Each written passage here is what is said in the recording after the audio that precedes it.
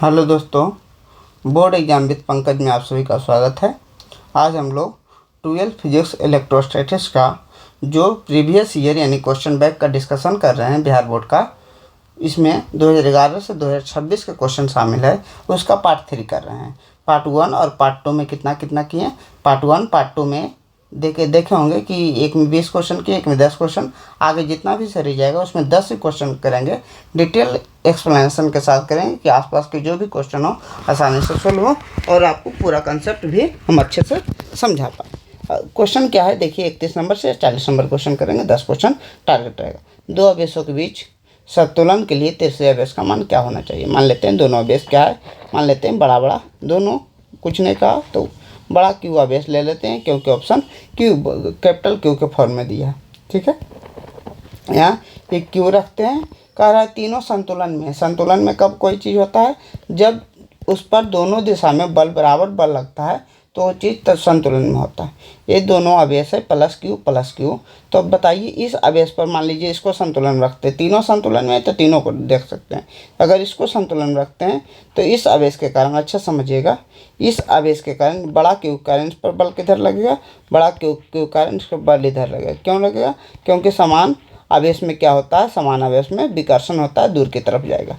अब देखिए इसके कारण दूर की तरफ गया तो इसके कारण क्या आना चाहिए, पास की तरफ। क्यों भी इसके कारण पास की तरफ आएगा, यानी पहला बात है क्यू का मान माइनस में होगा। क्यू का मान क्या होगा, माइनस में होगा। अच्छा समझिए क्यू का मान क्या होगा, क्यू का मान निगेटिव होगा। ये समझ में आया क्या, निगेटिव होगा। जैसे ही दो ऑप्शन कट गया यानी क्यू का मान हमारा निगेटिव होगा, इसी के साथ हमारा दो ऑप्शन कट गया। अब समझिएगा अच्छे से, इस पर जो बल लगेगा बड़का क्यू के कारण लगेगा, इस पर जो बल लगेगा छोटा क्यू कारण, क्योंकि इसको निगेटिव कर दिए तो निगेटिव में क्या, निगेटिव पॉजिटिव में आकर्षण होता है। अब दोनों का बल क्या कर लीजिए, देखिए अगर दोनों के बीच के दूरी को इसको क्या किए, निगेटिव बना दिए। निगेटिव क्यों बनाए बता दिए। इसको अगर पूरा आर कहते हैं तो साम्यावस्था में रखने के लिए ये r/2 आधा दूरी पर रखना पड़ेगा। ये भी कितना होगा, r/2 होगा। ठीक है, चलिए स्टार्ट करते हैं। इस पर पहला बल A निकालते हैं, इसको F1 बोलते हैं क्यू के कारण, और F2 बोलते हैं ये छोटा क्यू के कारण। F1 बराबर F2 करते हैं, F1 बराबर क्या करते हैं, F2। दोनों बल का मान निकालते हैं, गुणा कर देते हैं। फार्मूला क्या होता है, K(Q1Q2) बटा R स्क्वायर, K(Q1Q2) बटा R स्क्वायर, जो कूलॉम का नियम का फार्मूला होता है, K(Q1Q2). अच्छा समझिएगा, इस बल इस आवेश के कारण बल निकाल रहे हैं तो क्यू का मान क्यू है बटा आर स्क्वायर, बीच की दूरी आर स्क्वायर है। तो अच्छा से लिखते हैं K(Q) बटा आर स्क्वायर। ठीक है, बराबर। दूसरा किसके किसके बीच बल लिख रहे हैं, F2 जो है, F2 देखिएगा, F2 जो बल है इसके आवेश इस आवेश के कारण है, क्योंकि प्लस माइनस को अट्रैक्ट कर रहा है, इसके कारण F2 बल है। तो F2 बराबर क्या लिखेंगे, F2 बराबर लिखेंगे Q1Q2। Q1 का मान कितना है, Q है। Q2 का मान क्या है, Q है, कैपिटल Q है, स्मॉल q है। और बीच की दूरी कितना है, तो बीच की दूरी आपको पता है, बीच की दूरी हमारा यही है। बीच की दूरी देखिएगा, कौन सा बीच की दूरी, इसके बीच की दूरी यही है। तो यही दूरी कितना है, r/2 का होल स्क्वायर, r/2 का होल स्क्वायर। यहाँ से q का मान निकल जाएगा, पता लग जाएगा आंसर क्या होने वाला है। एक तो क्या हुआ, यहाँ r/2 का होल स्क्वायर दिए। ठीक है, k को k से काट दिए, q को एक q से काट दिए। तो देखिए यहाँ कितना है, q बटा आर स्क्वायर बराबर क्यू हुआ, ई आर का स्क्वायर आर स्क्वायर आएगा, बटा 2 का स्क्वायर 4 आएगा। अगर बटा 4 है तो ऊपर पलट के क्या जाएगा, ऊपर में गुना में जाएगा, यानी 4 क्यू हो जाएगा। आर स्क्वायर से आर स्क्वायर जाएगा। हमको क्यू का मान, छोटा क्यू का मान निकालना बोल रहा है, तो क्यू का मान Q/4 आएगा, Q/4। अब पहले कहा दिए क्यू का साइन क्या होगा, निगेटिव होगा। क्यू का साइन क्या होगा, निगेटिव होगा, इसलिए इसका आंसर क्या होगा, निगेटिव में माइनस Q/4। ये हमारा क्या हुआ, आंसर हुआ। अगला क्वेश्चन की तरफ बढ़ते हैं। देखिए कह रहा है विद्युत बल एवं गुरुत्वाकर्षण के बल के बीच अनुपात लगभग कितना होता है। तो आपको याद रखना है, विद्युत बल एवं गुरुत्वाकर्षण के बल के बीच का अनुपात कितना होता है, 10 के पावर -42। क्या कहें, विद्युत बल जो है, विद्युत बल बराबर 10 का पावर 42 गुना ऑफ गुरुत्वाकर्षण बल होता है। गुरुत्वाकर्षण बल, गुरुत्वाकर्षण याद रखिए, गुरुत्वाकर्षण बल जो होता है वो सबसे कमज़ोर बल होता है। गुरुत्वाकर्षण बल क्या होता है? सबसे कमज़ोर बल होता है। तो कितना गुना होता है, कितना कमज़ोर होता है? तो विद्युत बल में 10 की पावर 42 को गुना करते हैं तो उसका गुरुत्वाकर्षण बल आता है। कैसे निकलेगा? अगर निकालना कोई चाहें इसका आंसर, तो आंसर ये होगा। निकालना अगर चाहें तो निकाला कैसे जाता है? मान लीजिए विद्युत बल का फॉर्मूला होता है K/Q1/Q2/r²। ये फार्मूला होता है। इसका फार्मूला गुरुत्वाकर्षण बल का अगर फार्मूला पढ़ेंगे 11 में पढ़े होंगे तो G(m1m2/r² होता है। तो r² से r² तो कट जाएगा, कोई दिक्कत नहीं। K का मान होता है 9 × 10⁻9, 9 × 10⁻9। Q1 का मतलब इलेक्ट्रॉन के बीच जो लग रहा है बल, उसमें इलेक्ट्रॉन आवेश भी है, इलेक्ट्रॉन द्रव्यमान भी है। तो दोनों के बीच गुरुत्वाकर्षण बल और विद्युत बल का मान निकाल लेते हैं। तो Q1 का मान इलेक्ट्रॉन पर आवेश 1.6 × 10⁻−19 होता है। इसको सोल्व कीजिएगा। यहाँ भी Q2 का मान भी इलेक्ट्रॉन है, 1.6 × 10⁻−19 करना है, बटे G का मान होता है, G का मान एक कांस्टेंट होता है 6.67 × 10⁻11 ये होता है। m का मतलब इलेक्ट्रॉन का द्रव्यमान कितना होता है? इलेक्ट्रॉन का द्रव्यमान 9 × 10⁻31 होता है, गुने फिर इलेक्ट्रॉन का द्रव्यमान 9 × 10⁻31 होता है।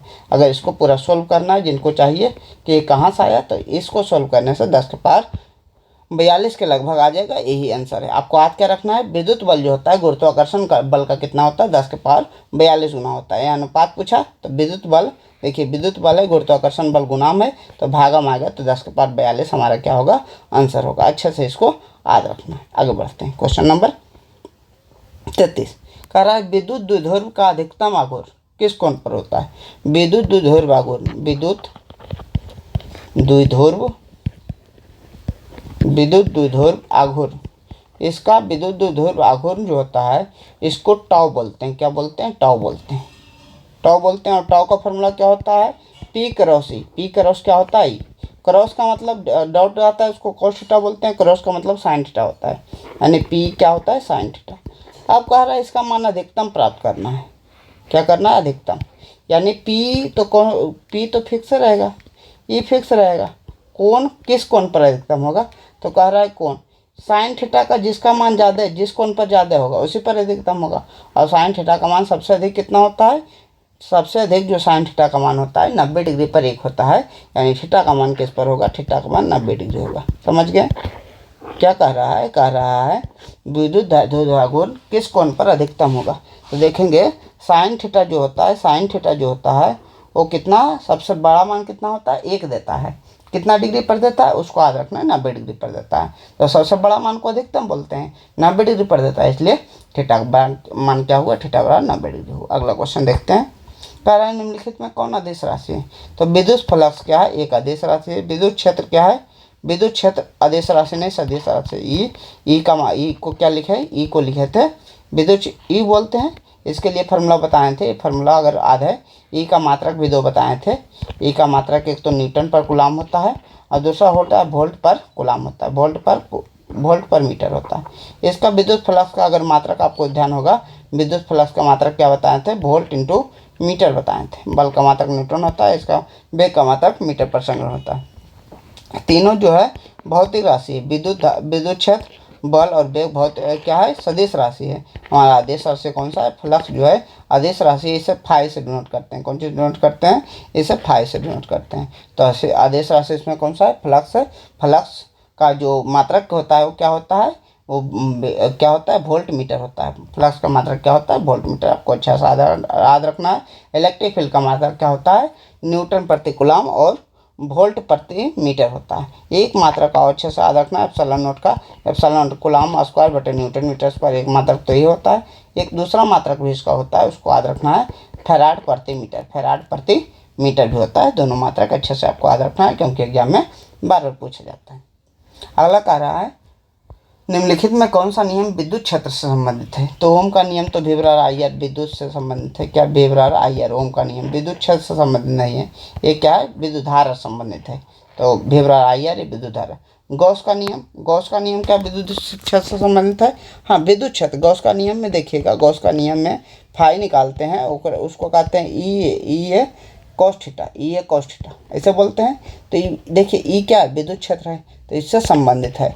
न्यूटन का नियम, न्यूटन या बराबर नियम में होता है, उसमें कोई विद्युत क्षेत्र नहीं आता है। बर्नौली का नियम जो है वो लिक्विड में हम सबको पढ़ना है, लिक्विड और गैसेज में पढ़ना होता है, इसमें इसका जिक्र नहीं होता है।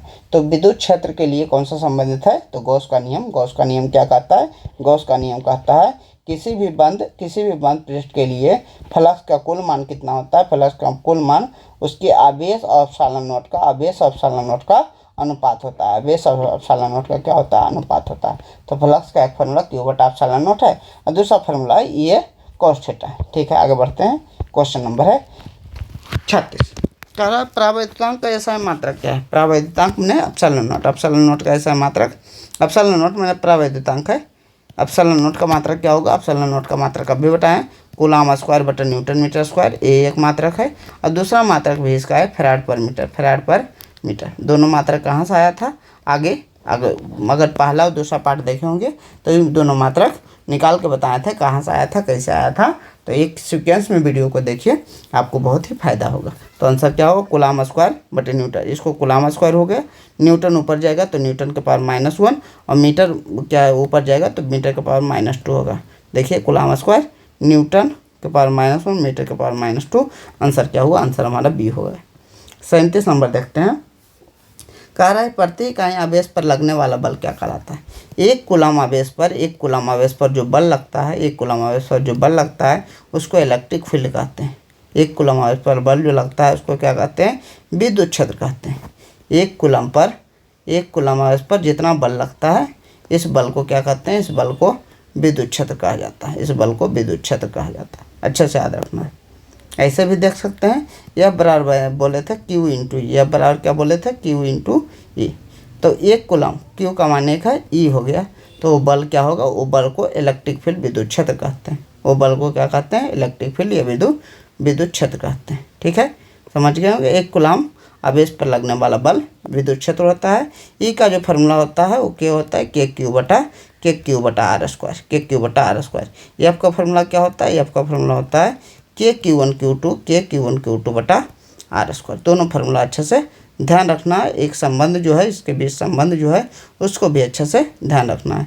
ये सबसे ज़्यादा इंपॉर्टेंट है। इसको जितना भी स्टार मारिए कम पड़ेगा, क्योंकि इसका एग्जाम में यूज बहुत आता है। अगला देखिए, आवेश का परिमाणीकरण या क्वांटाइजेशन ऑफ चार्ज, क्वांटमीकरण कहते हैं परिमाणीकरण। इसका अर्थ क्या होता है, तो बोले थे आवेश का क्वांटमीकरण का मतलब होता है Q बराबर प्लस माइनस यानी किसी भी वस्तु पर आवेश जो होता है वो इलेक्ट्रॉन के पूर्ण संख्या के गुणज के रूप में होता है। यानी क्या होता है, यहाँ पूर्ण संख्या इलेक्ट्रॉन के आवेश का पूर्ण संख्या होता है। यानी क्या होता है, पूर्ण संख्या। तो आवेश क्या है, इलेक्ट्रॉन के गुणज में होता है। आवेश सतत होता है ये तो नहीं होगा। आवेश क्या होता है, विभाजित नहीं होता है। आवेश विभाजित नहीं होगा, क्वांटमीकरण में ऐसा नहीं पढ़े हैं, इनमें से कोई नहीं। आवेश जो होता है इलेक्ट्रॉन के गुणज के रूप में होता है, गुणा के रूप में होता है। 1 2 3 4 पूर्ण संख्या के गुणा के रूप में होता है। तो आंसर क्या हुआ, आंसर हमारा ये हुआ। अगला देखिए, कह रहा है विद्युत क्षेत्र रेखाएं क्या दर्शाती हैं।